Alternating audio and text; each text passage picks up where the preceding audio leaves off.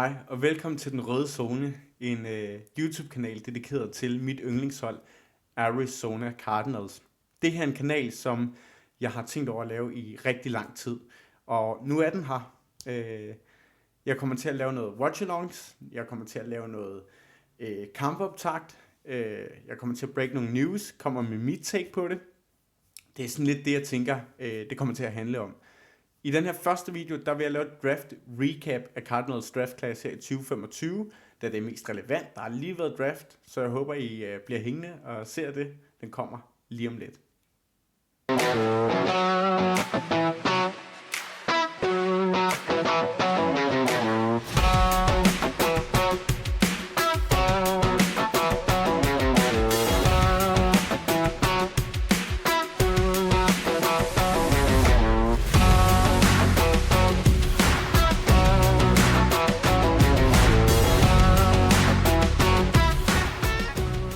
Okay, her kommer Arizona Cardinals Draft Recap 2025. Jeg kommer med mit take på, om det var gode valg, om det var dårlige valg, eller om det var noget midt imellem. Jeg er måske lidt farvet, men det var en god draft. Lad os starte ved runde 1. Valg nummer 16, Walter Nolan III, defensive tackle for Ole Miss. En af mine absolut favoritspillere op til draften. En, jeg virkelig håbede, vi ville tage. Jeg troede ikke, vi ville tage ham, fordi at vi ligesom har været ude at sige i de her år under Monty, at vi gerne vil have good people. Og det var ikke lige helt det, man tænkte, han var. Der var lidt af de her off-the-field character issues ved ham. Men vi valgte ham, og jeg vælger at stole på, at det er simpelthen fordi, at der måske ikke har været en helt sandhed til, at han var en lidt bad guy. Og man kan også sige, at han kommer jo til at være under nogle rigtig erfarne spillere, som Calais Campbell og Dalvin Tomlinson inde på den defensive line. Så jeg tror, at han bliver formet af dem, og forhåbentlig bliver han en super god spiller fremadrettet. Jeg kommer ikke til at gå i dybden med statsene. Jeg kommer til at vise statsene og give mit take på det. I forhold til, hvor gode de her spillere er. Hvis jeg skal give en rating, så vil jeg sige 5 ud af 5 stjerner. Jeg er rigtig glad for, at vi tog ham. Han er nummer 7 på PFF's Big Board, og jeg ved, der er mange, der tænker, PFF, det er ikke lige mig. Jeg kan godt lide PFF. Jeg synes, de kommer godt rundt om en spiller, og altså nummer 7 overall på deres Big Board, vi tog ham som nummer 16, så god værdi der. Kigger vi videre mod anden runde, jamen så kommer mit absolut favoritvalg. For det var faktisk den her spiller, jeg havde nummer 1 på min liste. Hvis han var der ved nummer 16, så synes jeg, vi skulle tage ham. Det var han, vi tog ham ikke, vi gik med Walter Nolan. Det er også fint. Men vi fik ham som nummer 47 i draften. Will Johnson, cornerback fra Michigan. Jeg råbte og skreg, jeg så det valg. Det var så godt et valg. Jeg ved godt, der var noget med noget knæskadeværk. Han får en turf-toe, der gjorde lidt, at han faldt i værdi i draften. Jeg håber, at han er klar til sæsonen, og det er måske mere på den lange bane bliver der sagt, at med den her type knæskade, så kan det være, at han ikke får en særlig lang karriere. Men han burde være klar til starten af sæsonen. Jeg glæder mig i hvert fald til at se, hvordan det går. Jeg tror, det er et godt sats at tage, fordi det er altså en rigtig, rigtig god cornerback. Der er også noget med hastigheden, hvor folk var lidt i tvivl om, at han hurtigt nok til NFL. Lige det her scheme, som Jonathan Gannon kører, hvor det er meget zone-baseret, der tror jeg, at han passer rigtig godt. Hvor han mere skal reagere på det, der er foran ham, så han ligesom ikke behøver nødvendigvis samme hastighed. Hans instinkter, de er der i hvert fald, og de er der ikke bare. Altså, de er off the chart gode. Super, super fedt valg. Det er en 5 ud af 5'er. Det kan godt være, at vi skal sige, at det var sådan noget med 4 ud af 5, fordi jeg kan ikke blive ved med det her. Det var et fantastisk valg at få Will Johnson som nummer 2, altså i anden runde som valg nummer 47. Kigger vi videre på tredje runde, jamen så tager vi Jordan Burchin Edge fra Oregon. Og hans produktion er rigtig, rigtig, rigtig god. Jeg kendte ikke super meget til ham. Jeg er glad for, at vi adresserer Edge-positionen. En meget atletisk fyr, som samtidig også har noget produktion, der backer det op.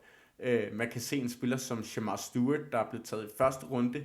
Han var også sindssygt sådan physical specimen, men havde ikke en særlig god produktion. Så jeg er lidt spændt på at se, om har vi fået sådan en mand, der både er sådan en vild atlet at se på, men samtidig også har den her høje produktion. Jeg tror, det er et rigtig, rigtig solidt valg. Jeg kan selvfølgelig ikke give den 5 stjerner, fordi jeg ikke kender spilleren lige så godt, som jeg nok burde. Men fordi at det adresserer en position, jeg synes, vi skal mere dybde på, og jeg kan se potentialet, jamen, så er det jo stadigvæk en over middel rating, den får, så en 4 ud af 5 stjerner. Jeg er rigtig godt tilfreds med det valg. Kigger vi på runde 4, jamen så tager vi simpelthen jeg er ret sikker på, at det var en linebacker, vi tog. Det var en linebacker, en off-the-ball linebacker i Cody Simon, vi tager der. En tackling machine, en kaptajn på holdet. Samtidig var det også ham, der ligesom kaldte playsene på det Ohio State defense, som blev national champions. Han var både Rose Bowl MVP, defensive MVP, bevares, og det samme i National Championship, der var han altså også defensive MVP. Så altså en bundsolid off-the-ball linebacker. Jeg er ikke tilhænger af, mens off-the-ball linebackers tidligt i draften, så var jeg ret glad for, at det var i runde 4, vi tog ind, fordi det er helt klart noget, som vi mangler. Super fedt valg. Jeg tror det samme som Jordan Burch, jamen så er vi på sådan en 3 ud af 5 stjerner. Rigtig, rigtig, rigtig godt valg. Og jeg er glad for igen, at vi adresserer vores forsvars needs. Går vi videre til en runde 5, jamen så har vi endnu en defensive back i Denzel Burke. Denzel Burke, han var lidt sjov, fordi i hans forgangne sæson, før den her sæson, jamen der var han en rigtig høj-rated cornerback, som man ligesom tænkte ville tage et yderligere hop hen mod 2024-sæsonen. Det ved jeg ikke lige, om han formåede at gøre, men uanset hvordan man vender og drejer det, så den her spiller, han har altså haft nogle træningspas mod de bedste spillere i college. Altså, det er jo helt vilde spillere, han har stået overfor i træningerne. Så på den måde, så kan man jo ikke have bedre forudsætninger for at blive en god cornerback. Om han så er det må tiden vise. I hvert fald er det et godt dybdepiece, og det bliver også en 3 ud af 5'er. Ikke noget reach, ikke noget dårligt valg. Bundsolid spiller, og åbenbart er vi rigtig glade for Ohio State-spillere. Det kan man ikke sige så meget til. Det er et godt program. Går vi videre til 6. runde, jamen så tog vi en offensiv spiller lige pludselig. Det har vi ikke gjort hele draften. Vi tager faktisk en O-line. Jeg tror, han spiller guard mest i Hayden Conner fra Texas. Et godt program. Jeg tror, det er et dybdepiece, det her.